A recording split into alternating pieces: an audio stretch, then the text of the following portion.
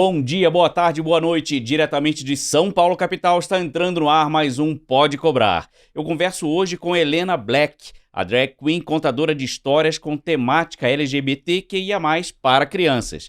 Já foi capa de matérias em jornais no Brasil, no exterior, e também com o ator Paulo Reis. Ou será que são a mesma pessoa? A gente confere isso já já, depois do comercial da Mercedes-Benz Europa Motors.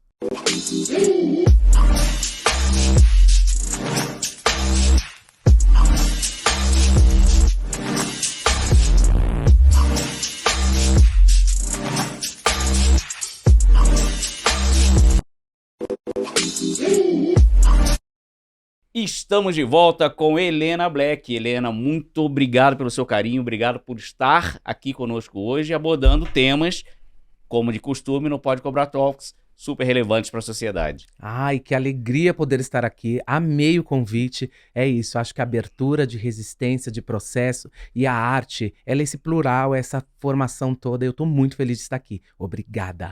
Obrigado a você, Helena. Helena, você conhece o Paulo Reis? É um ator super famoso? Super, né? Ele tá por aí. Ele tá aqui, ó, nesse ambiente. Está nesse ambiente. Ele está aqui em algum lugar. Então eu vou falar um pouquinho da formação do Paulo Reis. Paulo Reis, ele tem uma formação em artes cênicas. Sim, formado em licenciatura plena em educação artística com habilitações em artes cênicas. Então, essa formação que me deu o que eu tenho hoje, né? Então, quando eu iniciei, quando eu tive vontade de ser artista, a minha família, mas que você vai fazer teatro? Teatro dá camisa, como minha mãe dizia. E hoje eles sacaram que tá dando. Ai, Sim. que ótimo. Agora, o Paulo foi, ou é, né, ator, fundador e integrante do grupo teatral Rosas Periféricas, certo? Certo. Educador, professor. Sim, professor de... Antigamente se falava educação artística, mas hoje Sim. se fala artes, né, nas escolas. Eu lecionei muito tempo no Sesc, né, como educador do programa Curumim, que eu acho que transforma, o Curumim é uma delícia.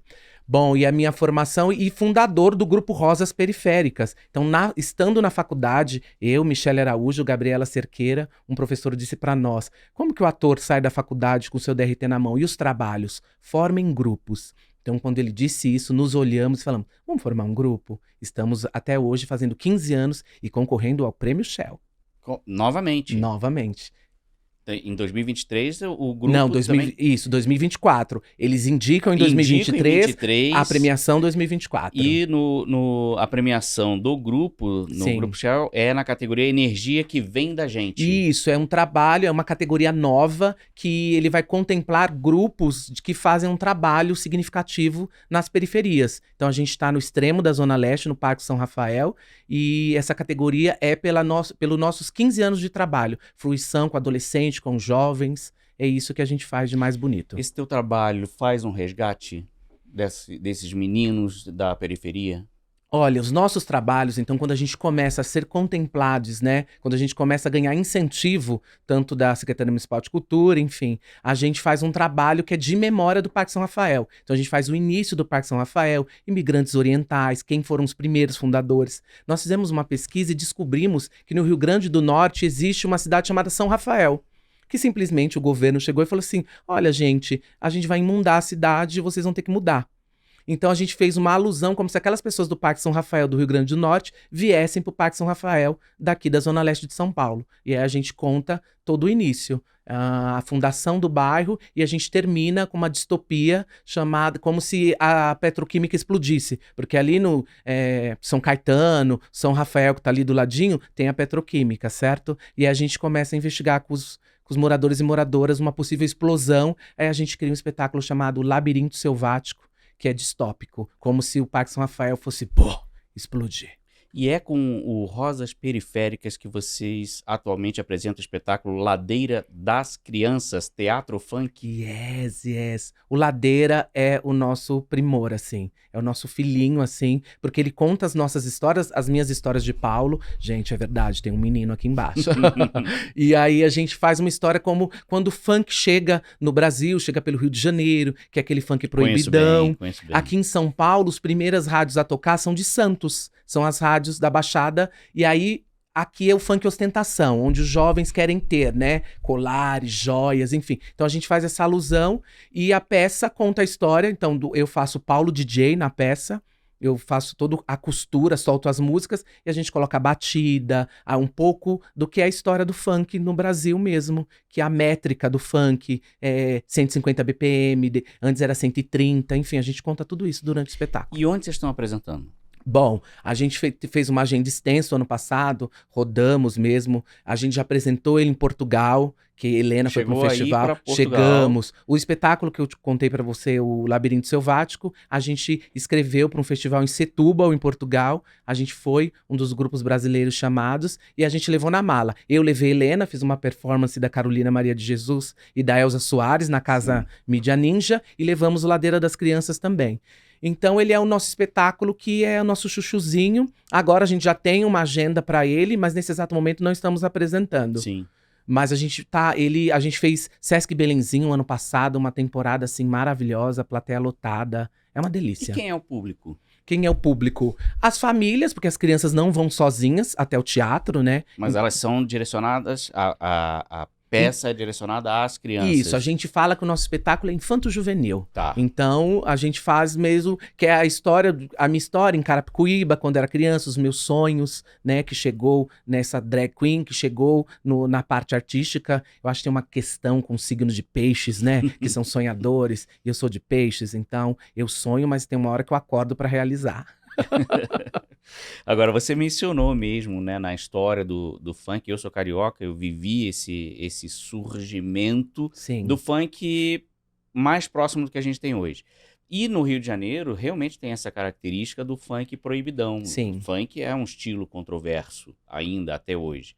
Você tem, nessa história do funk carioca, duas versões sempre das músicas. Você tem a versão das rádios, a versão comercial, e você tem a versão dos bailes, e aí sim entra o proibidão. E eu trouxe pra gente aqui, pra gente começar a polemizar, né? Eu trouxe pra gente aqui uma matéria de agosto de 2023 do jornal O Globo, lá do Rio de Janeiro. Sim. Não sei se você vai lembrar, mas circulou na internet uma performance artística com uma música, um funk, né? Era um grupo de dança, realizada numa escola municipal no Rio de Janeiro. Sim. Né? Intitulada Suave, essa peça ela chamou a atenção por um momento em que um funk de conteúdo, né, de teor sexual, é executado na presença de centenas de crianças. Era a canção do Cavalo Tarado. Uau! Né? E o Cavalo Tarado tinha versos como olha os cavalos voltando, olha os cavalos no cio, cavalo taradão. E até mesmo o prefeito do Rio de Janeiro, o Eduardo Paes, ele chegou a se manifestar contrário àquele tipo de performance. Sim. Eu não vou chamar de uma censura. Eu vou tratar como um ponto de vista, né, daquela expressão artística que realmente ela foi entendida como sendo excessiva. É óbvio que a gente está falando de uma proposta completamente diferente, mas o que eu estou trazendo esse assunto estamos falando do funk. Pode-se extrair lições do funk, né? O que a gente está trazendo na peça sobre o funk para essas crianças? Ai, ótima pergunta. E vou fazer também uma alusão com a minha drag queen. Sim. Ao contar, a gente elocubrar aqui essa questão que é ótima. Bom, eu acho que falta uma questão também do que você vai mostrar ali, né? Então, se a gente está numa instituição educacional, tem direitos e deveres ali dentro. Então, foi uma adulta que fruiu aquilo e levou aquilo. Então, antes de levar alguma coisa, observa aquilo, se aquilo é interessante, se aquilo não vai infringir, né, as leis, enfim, porque a gente vive numa sociedade que existe lei. Por mais que são controvérsias, elas são muito claras para algumas pessoas, né, e escuras para outras. Bom, e no nosso espetáculo a gente coloca a métrica. Então a gente conta do que era 130 BPM, virou 150 BPM. Sim. A batida da música não tem letra. As músicas, né? A não ser as que a gente canta. E nenhuma delas a gente, né, como grupo, escolheu músicas que talvez pudesse ofender alguém ou deixar, né? Então acho que faltou, talvez, nesse colégio, o que que eu tô levando? Peraí, deixa eu ver, né, o que tá acontecendo.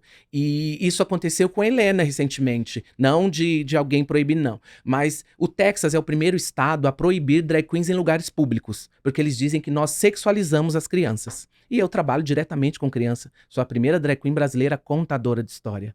Então tem essa questão toda. E aí me marcaram no vídeo. E, Helena, o que que você acha? Por quê? Porque era um grande cabaré e tinha crianças. E aí perguntaram, Helena, o que que você acha disso? Eu falei, olha, as crianças não foram sozinhas para este lugar. Quem levou foi um adulto. Mãe, pai, algum adulto responsável por essa criança. Então a pessoa que levou é detentora daquele direito. Eu não levaria. Porque, pra mim, uma criança não tem que estar naquele ambiente. Mas não sou eu que escolho, porque senão começa de eu ditar regra na vida de alguém, né? E eu não dito, eu só, se me perguntam, eu respondo. Você acha disso certo ou errado? Não sei. Sim. Se eu tivesse uma criança, será que eu levaria pra ver aquilo? Não sei. Entende? Eu acho que tudo é uma via de mão dupla, né? E bom senso mesmo. Essa classificação ela parte dos pais também, né? Isso. Esse senso de classificação. Porque etária. quando me perguntam, Helena, quando você está contando história, as crianças são preconceituosas? Eu falo, olha, as crianças não nascem preconceituosas, elas não nascem racistas, elas não nascem misóginas, elas não nascem machistas, é o ambiente que ela vive. Então né, o adulto ou a adulta que está ali cuidando daquela criança, o pai, a mãe, o tio, é detentor dos direitos daquele momento e decide ou não.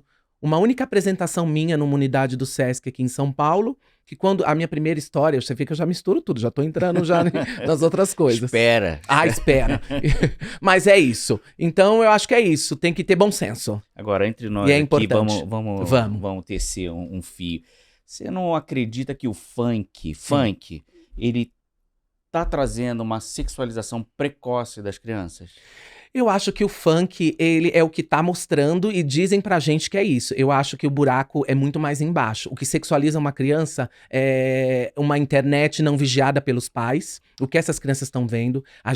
Uma vez eu entrei num Uber e ele me conhecia. E ele falou assim, Paulo, meu irmão assumiu que é gay. Eu não tenho nada contra vocês, mas esse ensino de ensinar sexo na escola, eu não gosto. Eu falei assim, jura? Então quando você pensa em ensinar sexo na escola, ou a ensinar a criança a se proteger, se cuidar, que você tá... que vocês vão ensinar as crianças a transar. Eu falei, não, isso tá na sua cabeça. Isso é você que tá dizendo. E eu falei, e ele falou, porque é abuso. Eu falei, olha, desculpa, abuso, essa questão do abuso não é uma conta dos homossexuais, é uma conta de vocês, dos héteros. Porque quem violenta as crianças, quem abusa das crianças, a gente já sabe quem é. Então, é tudo isso. Tudo tem que ter aquele ponderamento de entender, peraí. Então eu falei, essa conta não é minha, essa conta é de vocês. Quem que abusa uma criança? É um tio, é um primo. Então, eu acho que é isso. E o funk é isso também. Jogaram nas costas do funk isso. É claro que as letras, eu também não ouço todo tipo de música. Fruição, tem gente que eu gosto, tem gente que eu não gosto. Sim. Amo a Lineker e não amo outras pessoas, tipo, tem essas questões. E o funk jogaram mesmo, porque o que a gente fala no Ladeira das Crianças? A batida do funk, que é afro, que é aquela coisa que movimenta, que faz o corpo. E nós, brasileiros e brasileiras, a gente tem essa coisa. É da gente, essa coisa da dança, da coisa do corpo. Essa malemolência. E tudo que vem da periferia é tido como, né? Por exemplo, quando as minhas tias, quero ir no teatro te ver, com que roupa que eu vou? Vai do jeito que você quiser. Por quê? Porque viu o teatro da televisão, os grandes musicais que tem que ir assim, aí pega uma taça, nananana. Não é isso. O teatro, né, de base, o teatro que vem das periferias, os grupos, é isso, vá do jeito que você quiser, o importante é que você vá. Esteja lá. Esteja lá, isso mesmo. E como tem sido a reação do público e da crítica em relação ao espetáculo? A gente recebe muitos elogios, viu? Quero mandar um beijo pra Verbena, que é a pessoa que coloca a gente na internet, coloca a gente nos jornais, que faz com que ele chegue, né? E as pessoas descubram o Ladeira das Crianças Teatro Funk do Rosas Periféricas. E chega, é uma delícia, assim. Porque eu conto quando eu tô fazendo Helena também, que eles não, a criança, o adolescente, não tá preocupado com isso. É a magia do teatro, é a gente dançando, é as minhas histórias, porque o Ladeira permeia as nossas histórias de vida. É a minha história lá em Carapicuíba, que pegava fruta no final da feira, e, enfim, toda a vivência de uma criança pobre mesmo. Agora, o Paulo Reis, ele é um empresário também. né? Ele encontrou um nicho e ele explora esse nicho muito bem, em várias atividades se você ainda não teve oportunidade, entra no Instagram, Helena Black Oficial. Você vai ver lá, né, todas as atuações e as multifaces do Paulo Reis e da Helena Black também. É, e essa veia artística Sim. e empresarial trouxe a Helena Black para o palco. Trouxe a Helena Black para os holofotes desde 2010. Yes, né? yes, yes. Como é que surgiu a Helena Black? Ah, essa história é maravilhosa, eu conto ela 1000 vezes e aí me emociono, porque ela surgiu no aniversário de 85 anos da minha avó paterna. Eu não tinha uma relação muito boa com a minha avó. Minha avó ia completar 85 anos em 2010 e uma prima me ligou, ai Bi, vamos fazer a festa da avó. Então cada pobre leva uma coisa, um leva um refrigerante, outro lá. Falei, ok, vamos organizar. E uma semana antes do aniversário da minha avó, eu não sabia o que ia dar de presente pra ela. Eu fui até a casa da minha avó, ela tava deitadinha, se lembra até hoje, e ela perguntou assim pra mim, Paulo, você tá namorando? Achei aquela pergunta tão impetuosa da minha avó. Eu falei assim, não, vó, eu vou ser padre. Quando eu disse pra ela que eu ia ser padre, e eu nunca havia falado da minha sexualidade com a minha avó. Quando eu falei que eu ia ser padre, ela me olhou assim com uma cara. Aí eu falei assim, não, vó, tá bom, vai, eu sou gay. Ela, melhor que ser padre. Desculpa aos padres, viu, mas foi minha avó, tá? Ela que disse. E aí, eu tinha um vestido de bolinha, da 25 de março, que a gente ama. E uma peruca curtinha que a minha amiga Ravani havia me trago de uma viagem, que ela dançava em navio, bailarina maravilhosa, hoje ela tá lá na Ásia arrasando. E aí eu me montei no aniversário de 85 anos da minha avó, tem a foto, tá, no arroba Helena Black Oficial, eu abraçadinha com a minha avó, ela me olhou assim no dia e falou assim, minha neta. E aí eu vi que aquilo era uma coisa artística. Eu já acompanhava as baladas, as drag queens, achava um trabalho incrível, mas nunca me imaginei ser uma drag queen. Então a primeira vez que eu me montei, fiz a alegria do aniversário de 85 anos da minha avó, batizada pela minha avó, e o meu primeiro nome, porque eu chamo Paulo, então era Paulette. Ah, a Paulette, eu vi aqui, a Paulette se montou. Aí eu falava, Paulette, tem a Paulette Pink, beijo. Mas eu falei, ai, não, Paulette não. E aí foi acontecendo. E daquele dia eu comecei e não parei mais. Agora, o que é ser uma drag queen? Bom, quando eu conto história, eu entro cantando pras crianças, aí eu falo, oi, eu sou Helena Black e eu sou uma drag queen. Você sabe o que é ser drag queen? Aí as crianças, não, então deixa que eu conto. Drag queens são artistas performáticos que usam roupas ditas femininas com intuito profissional e artístico. Quando eu conto isso, assentou. A plateia já entendeu e entende que ali é um artista. Então nunca uma criança fica, você é mulher, você é homem, você é... Não, eles entenderam que eu sou um artista e eu uso o meu corpo, a minha arte, com a licença poética, Carolina Maria de Jesus, Elza Soares, as minhas irmãs, as minhas mães, minhas tias bundudas da congregação, para falar sobre elas. É isso. E por que ser uma drag queen?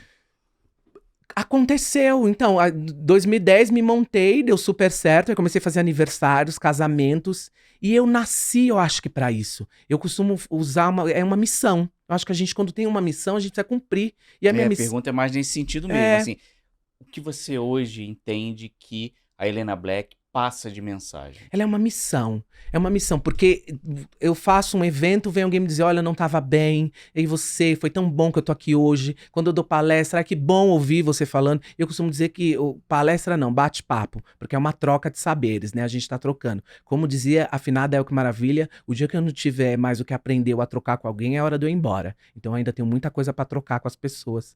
Então Helena é uma missão, e essa missão me foi dada e eu preciso cumprir ela. Se eu sou drag, eu sou homossexual? Não necessariamente, mas aí tem que ter muito culhão, né?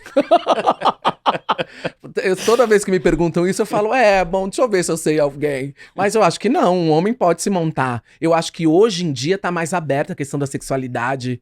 E aí talvez um homem casado, enfim, com sua família constituída, ou não casado, namorande, consiga se montar. Mas eu acho que tem que ter culhão isso, pra enfrentar o que a gente enfrenta. Porque não é hoje que eu vou fazer 41 anos na próxima sexta, e não é hoje que a minha vida deu certo, né? Saía de casa no começo, os meus vizinhos falavam palavras baixas, de cunho sexual pra mim. Mesmo Eu estando desmontada ou não? Não, montada. Ai, Montada. olha, se monta. Ai, eu te pego, hein? Ai, ó que gostosa, olha que delícia. Enfim, eu não gostava daquilo. E aí, em 2017, eu crio Helena Black Multicor, onde eu levo todo mundo, os meus vizinhos, pro teatro, pra eles aprenderem um pouquinho juntos junto comigo o que é arte drag. E aí?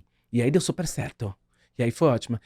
Eu lembro que quando eu fui defender, eu fui agente comunitário de cultura, que é um projeto da Secretaria Municipal de Cultura. E eu fui contemplado como agente comunitário de cultura.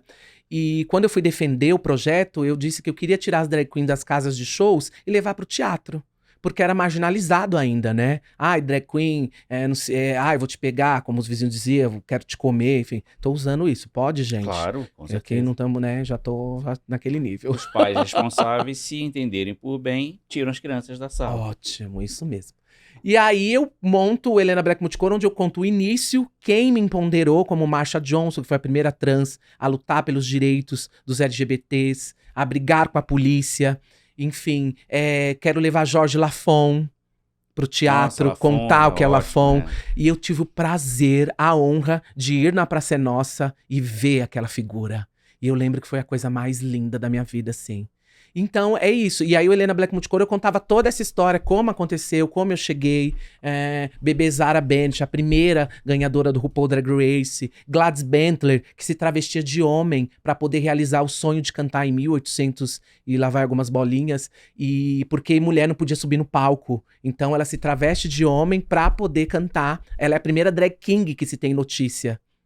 E aí, tudo isso foi me dando... Peraí, então se eu tô aqui hoje, se eu sou essa pessoa, é porque teve gente que morreu pra eu estar aqui, né? Então, por isso que uma luta... Ai, não cheguei. Não cheguei. Tem uma história pra eu estar aqui. Pra eu estar te dando essa entrevista hoje, né?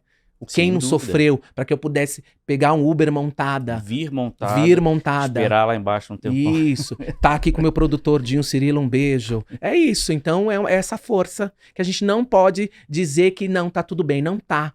E nunca esteve, mas a gente tá aqui resistindo sempre. Não, isso é muito importante. A gente mora, né? A gente vive num país preconceituoso. Sim. E Helena Black é uma drag e é black. E é black, isso. E como foi a vida? Acho que agora a gente fala um pouquinho, né, do Paulo. Como foi a vida do Paulo enquanto uma pessoa negra?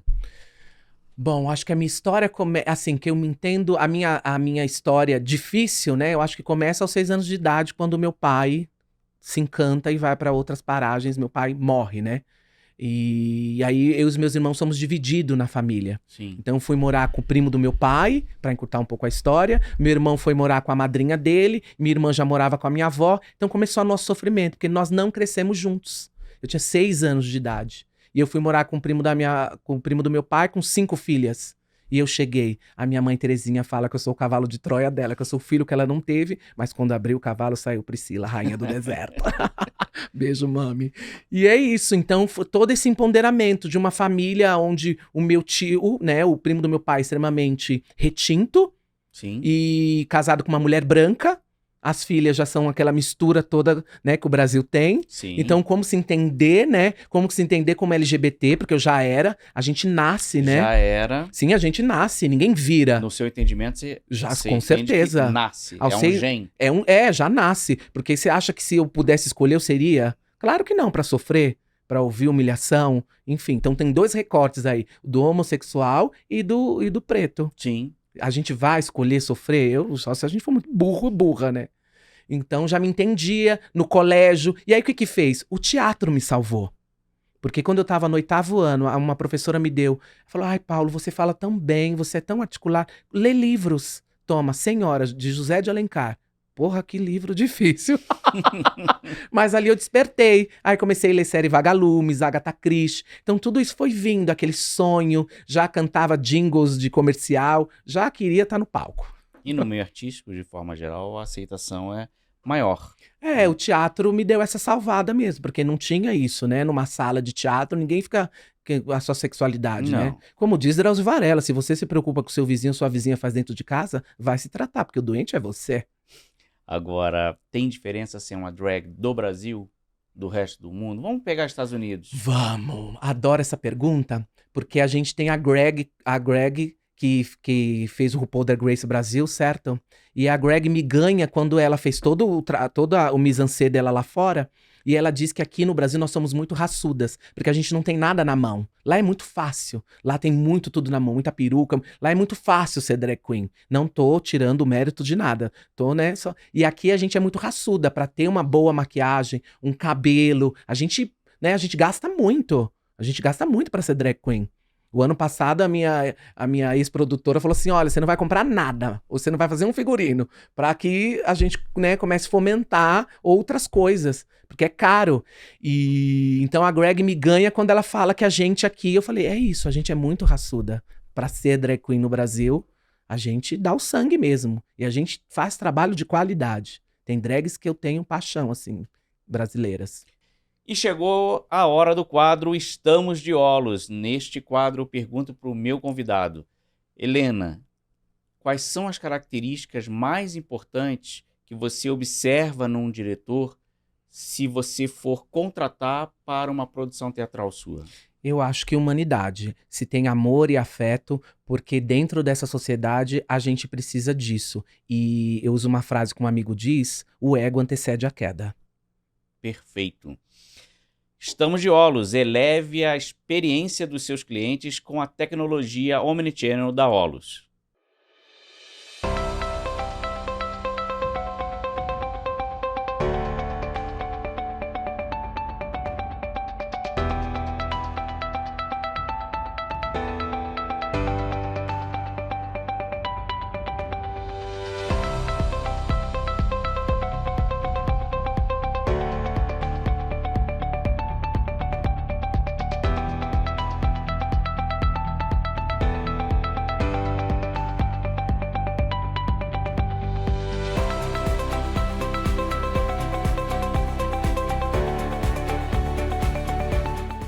Falando de trabalhos, qual é o mercado para uma drag?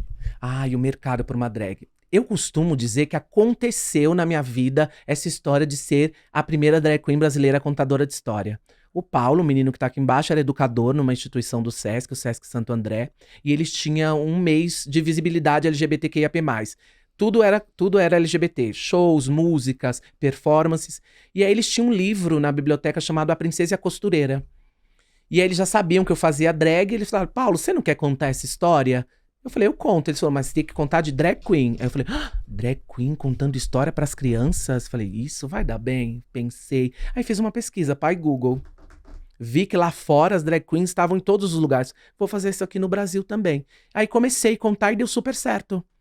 E aí tô aqui até hoje contando essa história. Então já tem esse recorte. Então, enquanto o Brasil tiver afim do meu trabalho, eu vou fazer.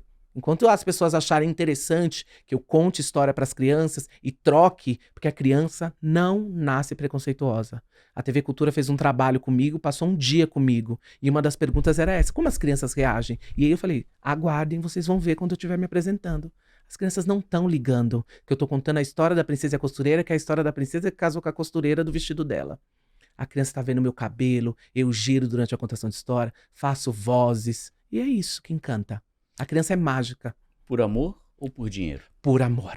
Porque eu faço trabalhos que não tem cachê.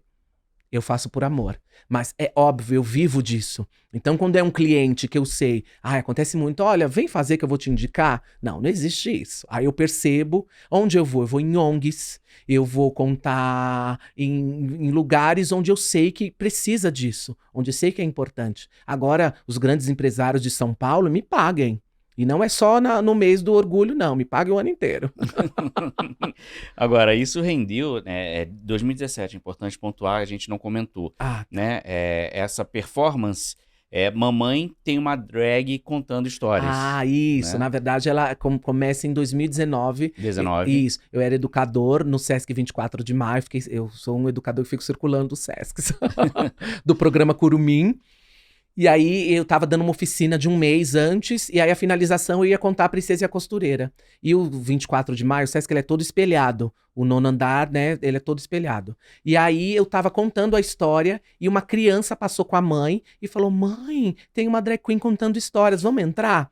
E aí a mãe me contou isso no final. Aí eu falei, que nome ótimo para um projeto. E aí eu coloquei no projeto, mamãe tem uma drag queen contando história, e deu muito certo. E como são escolhidas as histórias? A diversidade é uma pauta obrigatória? Então, surgiu a Princesa e a Costureira de uma... Você tá vendo essa coisa de energia? Eu não escolhi contar a Princesa e a Costureira. Fui presenteada por um programador do Sesc, Fábio, um beijo, que é meu amigo até hoje. E ele falou, conta essa história. Então, aí já começou esse corte, né? LGBTQIAP+. E aí eu conto os livros da Janaína Leslão, que é a autora do livro. Então ela tem vários livros. Então eu faço uma sequência dos livros dela. Então começo com A Princesa e a Costureira, depois tem A Grande Árvore, que é a história de adoção de um menino chamado Rudá, que ele foi morar no reino de Enseada. E as crianças começaram a chegar porque o rei, ele começou a destruir a árvore da vida. E ela que levava a vida. Então, como ela ficou descontrolada, ela começou a levar vida em lugares onde as pessoas não estavam preparadas ou preparadas para receber vida. Então, começou a encher de criança o abrigo. E aí, ele, junto com a fada Ceuce, ajuda as crianças a serem adotadas. Só que ele achava que ele não ia, porque, historicamente, no Brasil e no mundo, as pessoas não adotam crianças de 14 anos. Querem crianças menorzinhas, 7, 6, 5... E aí ele ajuda as bebezinhas Ceuce a ser adotada. Só que aí a princesa Cíntia com a costureira adota ele, porque elas vêm do reino vizinho saber que história é essa, de um reino onde tem um monte de criança sem família. E aí, aí vem o encontro de família, e eu sou uma criança adotada. Por isso que essa história é legítima pra mim. Porque eu sei como é estar num lar onde não é o seu. Claro que eu fiquei dentro da minha própria família. Porque, historicamente, antes de uma criança ir pra um abrigo, se pergunta pra qualquer parente. Alguém, um primo, um tio, quem pode ficar com essa criança. Que foi o caso meu e dos meus irmãos. A gente ficou entre a família mesmo, pra ajudar minha mãe, que não tinha condição. E aí essa história, e aconteceu um caso muito importante contando essa história, que eu contei numa biblioteca aqui da Zona Norte o ano passado, que eu fiquei circulando. E quando eu terminei de contar a história, chegou 12 crianças de um abrigo de Itaquaquecetuba. E aí a coordenadora do biblioteca, mas acabou a história. Quando eu olhei aquela criança, eu falei, não, sentem, eu vou contar de novo. É a história do dinheiro, não era dinheiro. A história era para aquelas crianças, que elas são de abrigo. E durante a história eu pergunto, o que é família para você? Um menino levantou a mão e disse para mim, família é um monte de pessoas dispostas a ajudar. Quando ele me disse isso, você me dá um abraço no final? Entende? E então, ele deu o significado de que é família. Porque quando eu pergunto para as crianças convencionais, é meu tio, é minha avó. Aquele menino que não tinha família, que estava num abrigo, diz que família é um monte de pessoas dispostas a ajudar. É a coisa mais linda. Então, o meu trabalho é esse. Então, eu saio purificada, eu saio energizada. Eu saio aqui. É sobre isso. E é super importante você colocar o teu sentimento em relação a isso e a tua missão, como você bem definiu, porque é controverso, né? Dentro de uma sociedade brasileira, da realidade da sociedade brasileira patriarcal, racista, Sim. né? Machista, e isso, entenda, né? O machismo, ele, na sociedade brasileira, ele é tanto originado por homens quanto por mulheres. É uma tristeza. Mulheres que foram criadas dentro desse conceito. Uhum. E eu entendo e acredito que seja um choque para uma parte da população enxergar uma figura que é associada ao homossexualismo, contando histórias, e uma história, né, um dos exemplos de história que você contou, a Princesa e a Costureira, né, que versa sobre um relacionamento homoafetivo entre duas mulheres. Então pode haver ali um conflito e uma resistência de parte de pais em relação ao teu trabalho. Sim. Você já foi vítima de alguma agressão, ainda que seja moral, com palavras? É interessante todas essas perguntas, só vou fazer uma correção, Sim. que a gente não usa mais homossexualismo, porque o ismo, Ótimo. durante uma época, ele era como uma patologia. Sim. Então era, olha, é doente, tem uma patologia, então a gente não usa mais isso, porque não é uma doença. Então a gente usou o homossexual, né? Homossexual. Isso. E aí dentro disso, dentro de todo esse processo, as famílias me acolhem muito bem. Sim. Eu tenho um papel lindo com as famílias. Por exemplo, eu fiz 8 Sescs o ano passado no Rio, com essa história Grande Árvore. E aí terminei um dia, tinha uma senhora de 75 anos, professora, aposentada, sentadinha, lindinha. Isso no Rio? No Rio, no Rio. no Sesc 3 Rios. E ela falou, olha, o meu marido está doente em casa, alguém estava doente, mas eu deixei a pessoa lá porque eu precisava ver. Que história é essa de drag queen que conta história?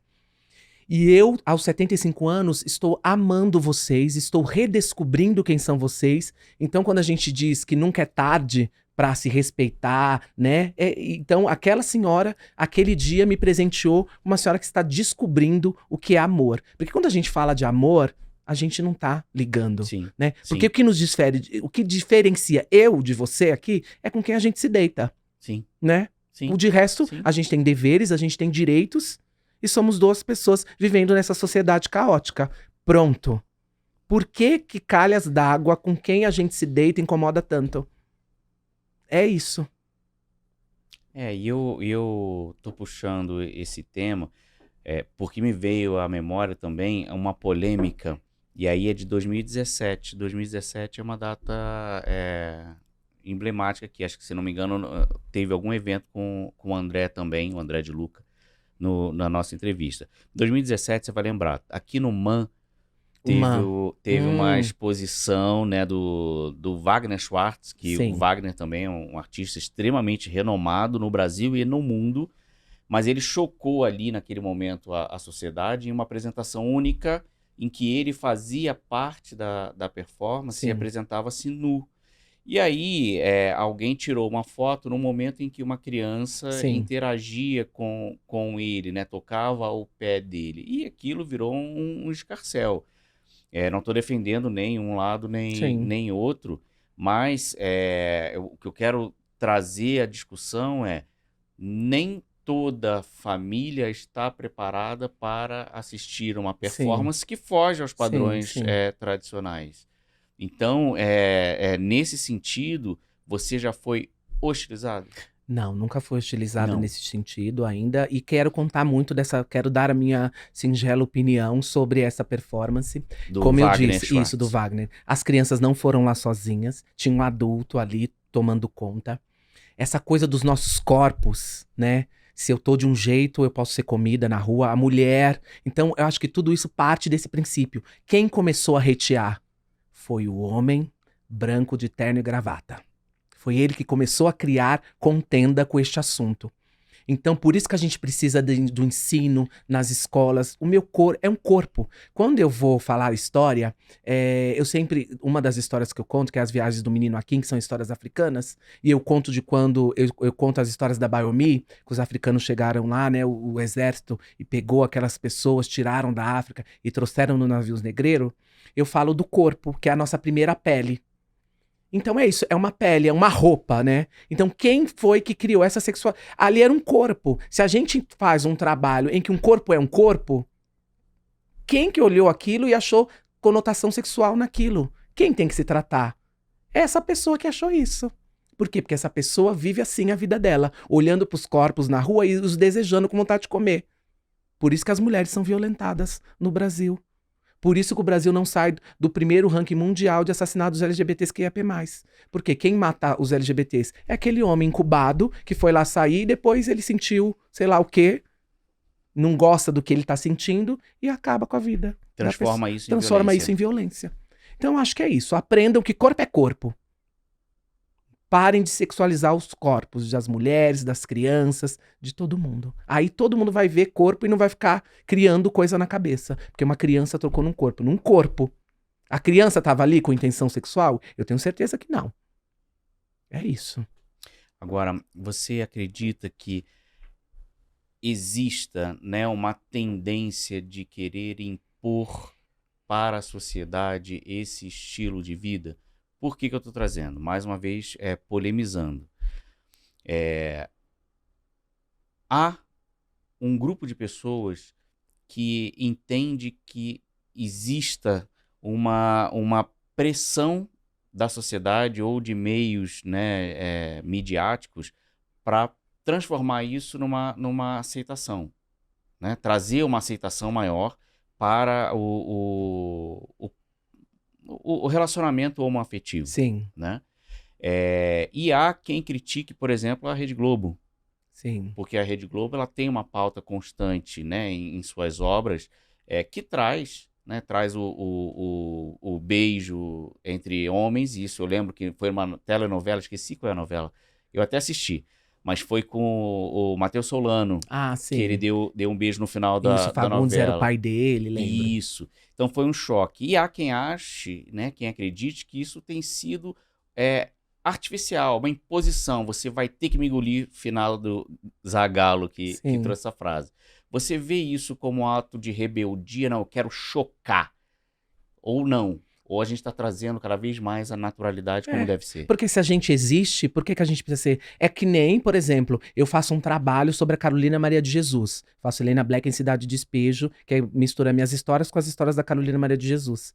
E a Carolina Maria de Jesus foi uma escritora preta que foi traduzida em mais de 14 países e não sei quantas línguas, mas ninguém se falava sobre ela. O Brasil tem mania de colocar por debaixo do tapete as pessoas que não interessam para a sociedade. Os pretos e pretas que fazem história, como Carolina Maria de Jesus e tantas outras pessoas. Eu acho que fazem e querem fazer isso com a gente também. Mas se eu existo, por que que não pode ter um beijo?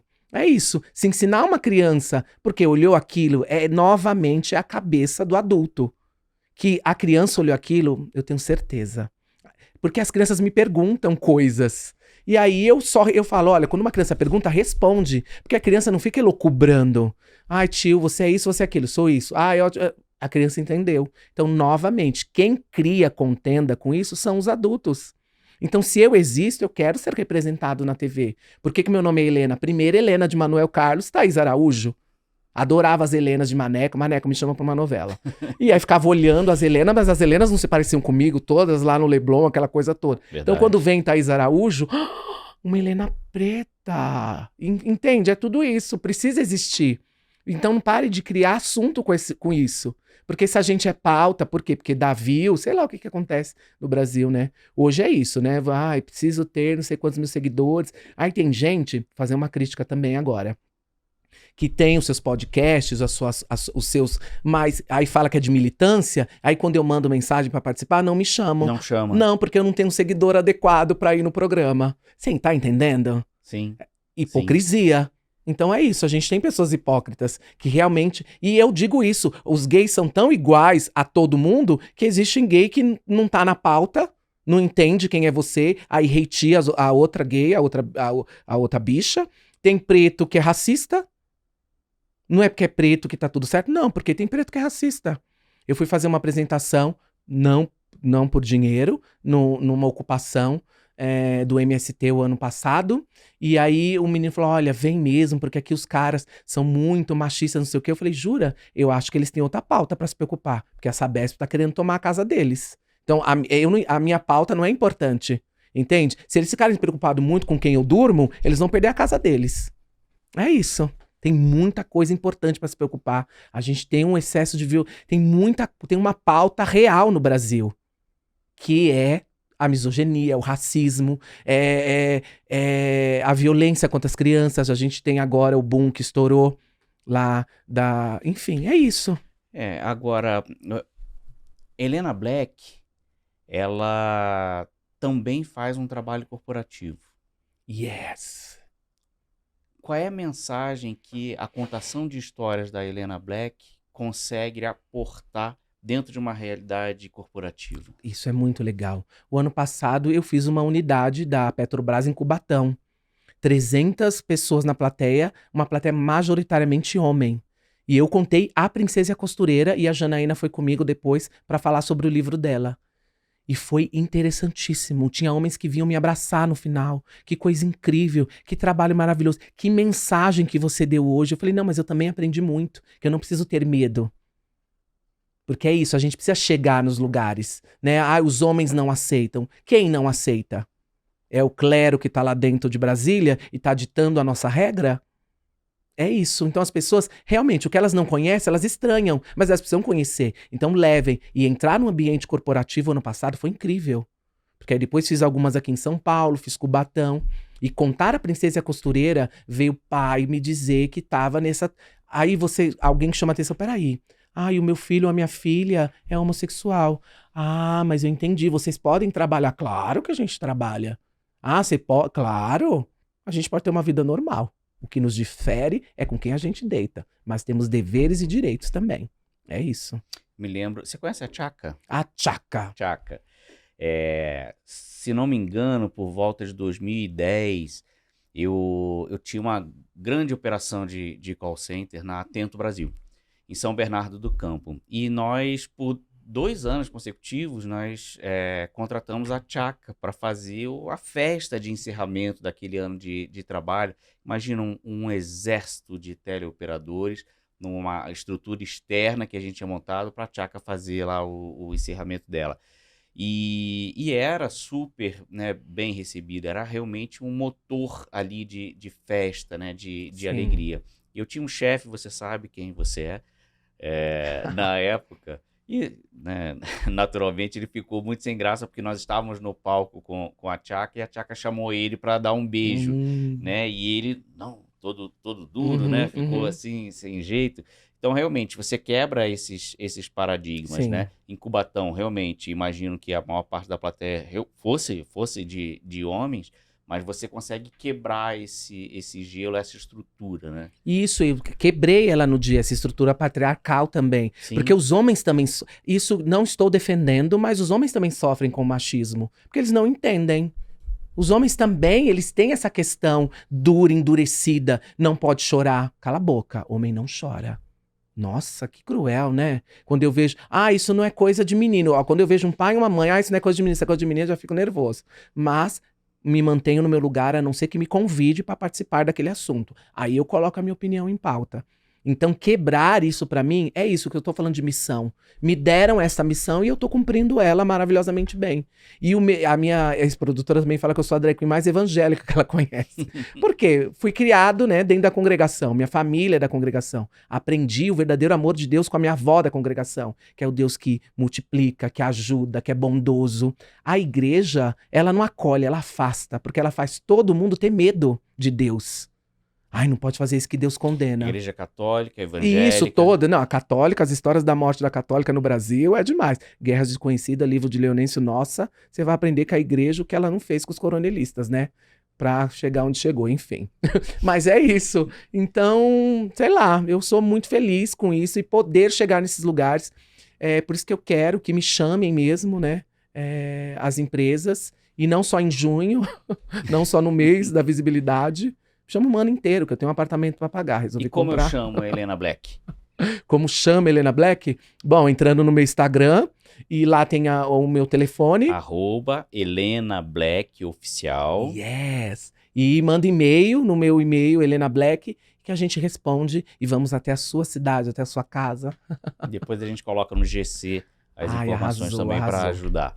E chegou aquela hora mais gostosa do programa, depois que a gente trabalhou, que a gente debateu assuntos extremamente relevantes. A gente afrouxa a gravata, tira a peruca e vamos para o nosso Happy Hour do Cacildes. Nesse bloco eu pergunto para o meu convidado, que não pode faltar no seu Happy Hour ideal. E o meu happy hour ideal é uma boa companhia, tirar a peruca, tirar a make, relaxar e uma boa caipirosca. Muito bom, gente. Cacildes, saúdes.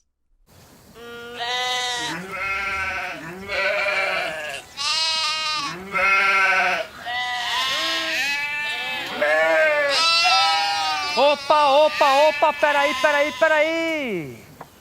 Pronto, pessoal. Tá aqui o Mé. Aleluia.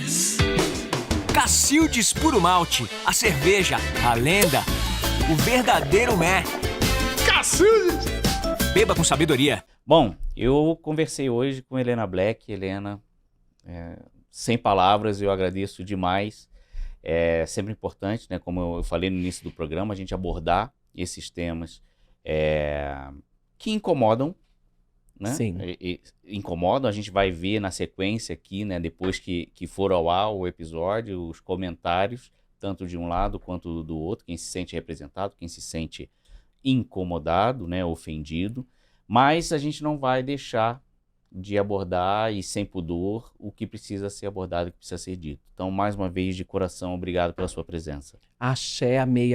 É uma única coisa que eu queria dizer, que eu não sou perfeita. Porque perfeito era Jesus e mataram ele. Então, perfeição é utopia. Mas dentro do nosso trabalho, dentro da nossa vivência, neste ambiente, a gente precisa ser resistência. Perfeito. E você já sabe, se gostou, deixe o seu like, não deixe de se inscrever nos canais e seguir a gente nas redes sociais, TikTok e Instagram.